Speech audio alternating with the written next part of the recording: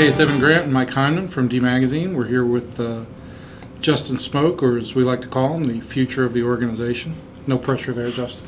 Not at all. So tell me what it's like to be a fast track guy. You know, does that add any pressure? Yeah, I mean, there's always going to be pressure, and no matter where I'll be or what situation I'm in, and to start out in Double-A, did I think I was going to be here as soon as I am? No, but am I? And am I excited to be here? I'm very excited, and I'm ready to get started, and you know, see where this takes me. You spent a lot of time with the big league club in spring training before coming here to Frisco. What did you get out of that spring? Everything I could possibly imagine, learning baseball-wise, off the field-wise, anything that deals with anything baseball-wise, I learned, and you know, everybody always asks me, you know, who brought you along and helped you out. Well, it wasn't just one guy. Every guy in that clubhouse would, you know, if I had questions, I'd go to whoever, and they would answer them and talk to me and kind of show me the ropes, and you know, if that had to be my first spring training, I couldn't ask for anything more. Who's hardest on a rookie? Who's hardest? Who gave you the hardest time? Yes, Eddie. And yes, Eddie. And he, I mean, by the end of the spring. But let's just be frank for everybody. Eddie Guardado's hard on everybody. It doesn't matter whether you're a rookie or a 15-year veteran. He's merciless. Right. But by the end of the spring, I'd have to say I got to know Eddie, and you know, me and him would joke back and forth with each other and stuff like that. And he was, I mean, he's an awesome guy. And you know, before I left, I thanked him for everything he taught me while I was in spring training. And he told me, he said, if you have any questions, call me. And he said, if you need any help with anything, let me know. So it was great to hear that from him. Mike, your draft pants got all happy when Smoak fell to the Rangers last year. Just a little bit. Just a little bit. Tell us about that day, draft day. I mean, did you? Nobody in the world thought you'd last till the 9th pick.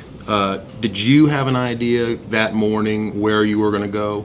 Not an idea in the world. And I mean, I was told, you know, if the Orioles took a pitcher, they were going to take Brian Mattis, which they did, and if they took a position player, it was going to be me. And the Giants were at 5, and the Marlins called it 6, the White Sox called it whatever it was, and then all of a sudden I stopped hearing calls, and I was like, well, this is going to get interesting. And then when the Rangers picked on TV, I guess right there on ESPN, as the 11th pick, and you know, when they said my name, that was the first I heard about it, and so I was very excited, and you know, great to get that weight off my shoulders. Had you even talked to the Rangers area scout before that?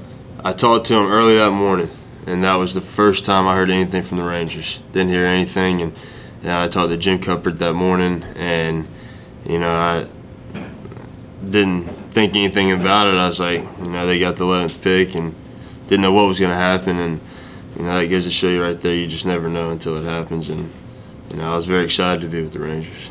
Tell us, last fall you had the opportunity to play in the Arizona Fall League, and you started off kind of in a weird position where you were a part-time player on loan to a couple different teams, but eventually you got some regular at-bats there. What, if anything, did you learn from that experience in the AFL? Well, when I was in Clinton, I got there and I kind of felt like the speed of the game was the same as kind of in college and stuff like that. Well, then I go to Instructs, and then after Instructs to Fall League, and as I was in the Fall League, I noticed, man, the game's a lot quicker here. You know, playing with Double-A and Triple-A prospects, and I could tell it was a huge difference. And so I was glad to be there. And you know, the pitching's, you know, is better, but at the same time, it's still the same. You know what I mean? You still have to see the ball and hit the ball, no matter what's coming at you. So, you know, it was a great experience for me. What, in terms of the way, you know, good pitchers approach you, you've seen some better ones now between the major leaguers you saw this spring and the AFL guys, and even in the minor league games you played in this spring. Tell the difference between how a professional pitcher who knows what to do comes after a guy like you with a wood bat in your hands, versus the way a college pitcher comes after you with a metal bat in your hands. Well, a college guy is just gonna, you know, try to pick here and pick there, and a professional guy is gonna come right after you with his best stuff, no matter if it's a fastball, a slider, changeup, they're going to come right after you. They're taught to pitch to contact, and in college you pitch to contact, and somebody hits one off the ink and still hit it out of the park with a metal bat. Right. And so that's something that I've learned a lot, and that's, as a hitter, that's what you want. You want guys to come after you, and whenever you get a good pitch to hit, you hopefully do something good with it. When did you start switch hitting? I started when I was 11 or 12, I guess, just in batting cages. My dad, I was naturally a right-handed hitter and a left-handed thrower, and he wanted me to try it out, so I started trying it out, and then I went on, did it in a few games, and I got to my freshman year of high school, and I quit. I just hit right-handed.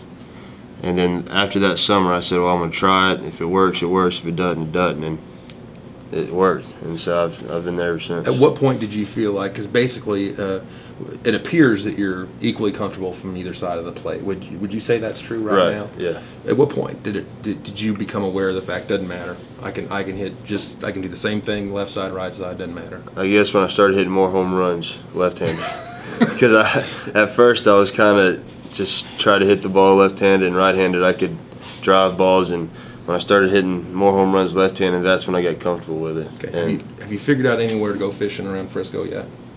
Actually, the first day we got here, we went riding around looking, and that was the first thing. So it's good to see you get your priorities on line. Yeah. Right. Most important question before we let you go: what's the worst pun we could play on your last name?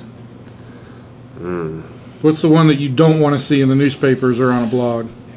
We've got Smokehouse down. We've got Smoke and Mirrors. We've got what else do we have? Where there's smoke, there's fire. Where there's smoke, there's fire. Holy smokes! We okay with all those? Yeah, that's fine. That's fine. Smoke on the water. I've heard that one. I'll have to get that one down now. Yeah, we'll get that one. That's anything. We'll get a picture of you fishing in a bass boat, and that'd be great. We'll put up that Smoke on the water. There you go. All right, Justin. Thanks. Look forward to a great season from you. Appreciate it. Yeah, thank you.